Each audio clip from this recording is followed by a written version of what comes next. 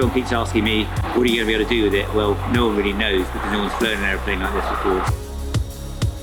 This is a story about one man, his biplane and its 3 engines, 2 of which are jet engines. I headed up last week to Gloucester Airport to get in Rich Goodwin's way as he prepared to taxi test his jet pits under the power of 2 jet engines for the very first time. Stick around to see how that goes. Spoiler alert, it went very well.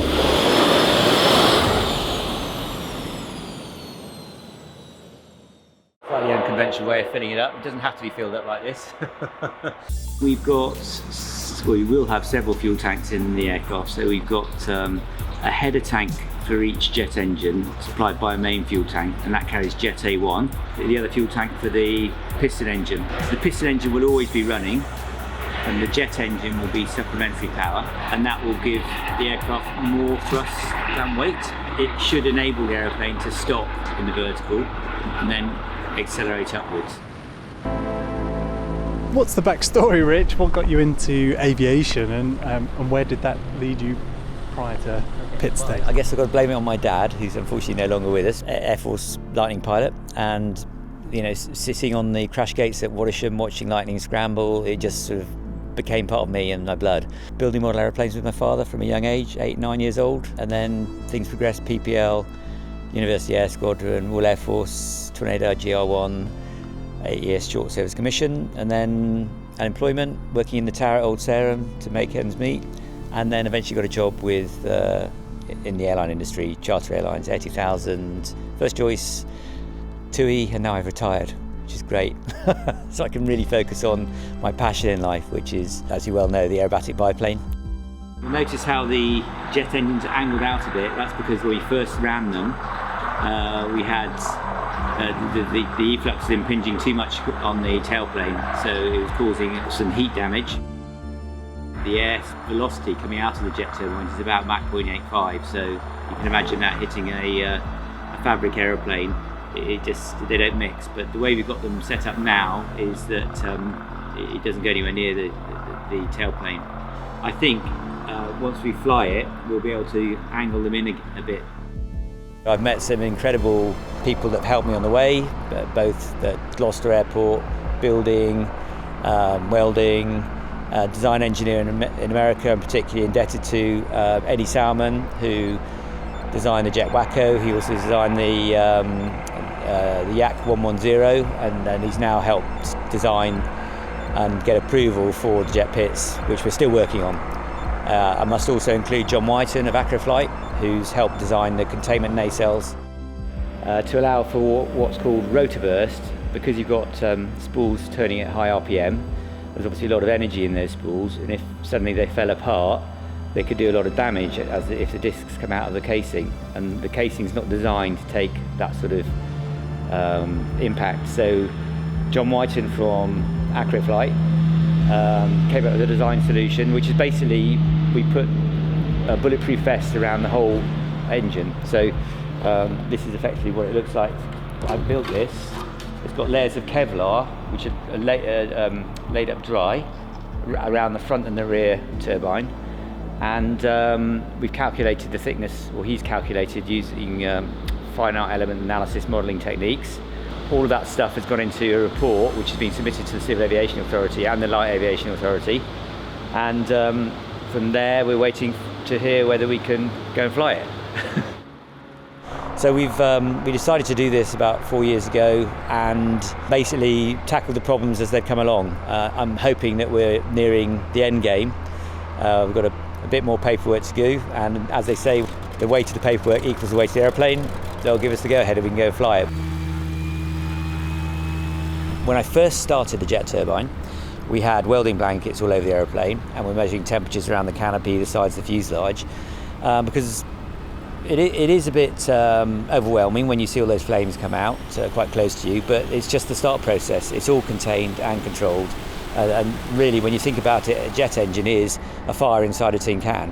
Inevitably, there's bits of fuel dropping out as you start it up, so it's best to have the engine running to keep any potential drips of fuel that might come out during the start process, and any flames that are sort of non-directional, pointing in the right direction. So we start the prop first. Today was the first time we started both engines.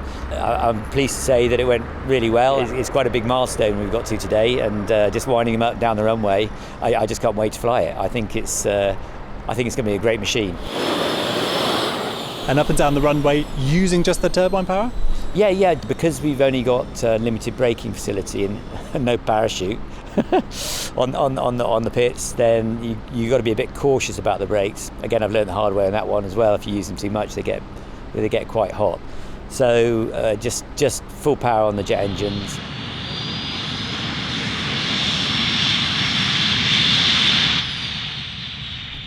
Just keep it straight, and I don't want to push it really. I think we want to get the aeroplane in the air and start test flying it with the jets running in the air.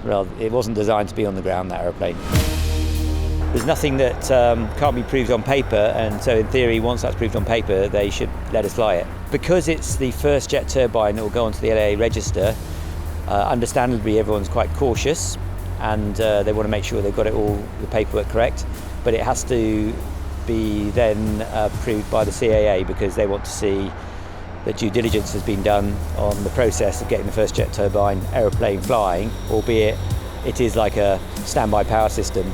We don't actually have to have the jets running in order to fly the aeroplane, but it may well pave the way for someone to put a jet on the subsonics aircraft, and we'll start building our own little jet fighters, hopefully. The whole point is also to inspire people into aviation, science, technology, mathematics, and people see it and go, wow, that's quite cool. How do they do that? Maybe it'll get our younger generation thinking about the technologies of the future. Of course, none of this would be possible without the support of Anana company, technology company, and artificial intelligence company. And it's a private company. Chris and Roger and all their team have supported me tremendously over the last 4.5 years. And without their input and their help and their support, none of this would be possible. It takes someone like myself to sort of, bolt it all together and draw people in to get the things done that we need to get done. But they've been incredibly supportive. You'll probably notice some different branding on the aeroplane now. Nana has now been acquired by another bigger company, again a fantastic technology company called Sabio. I'm pretty sure that they're going to want to hold on to what we're doing, and will continue to support the projects.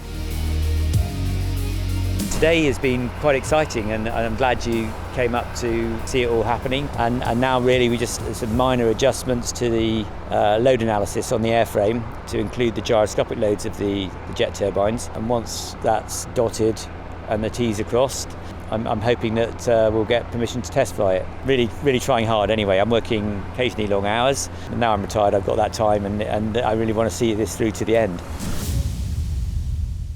And me too, Rich. I very much hope to see the jet pits on the airshow circuit sometime soon. And if you'd like to follow the progress of Rich and the aircraft, do follow him on Facebook at Rich Goodwin Airshows, and subscribe to Planes TV here on YouTube, like the Facebook page. I do hope to cover the project as Rich progresses things, so yeah, keep posted. And if you've enjoyed what you've seen here, do like the video, and if you really want to encourage me to get out and about and cover more stories like this, you can become a channel member on YouTube.